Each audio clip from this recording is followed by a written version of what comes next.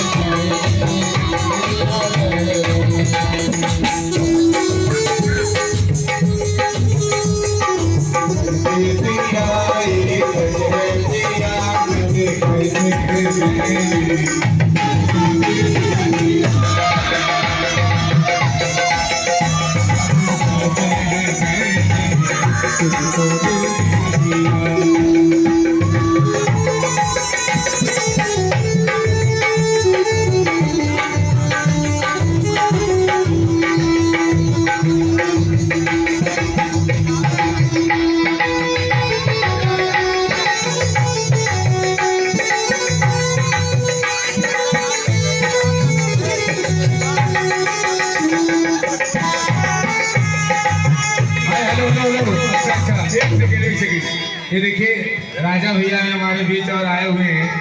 और जब भैया भाभी की शादी हुई थी, ध्यान से सुनिएगा, इनकी एक फरमाइश है बहुत जबरदस्त। तो जब इनकी शादी हुई तो 3 वर्ष की थी।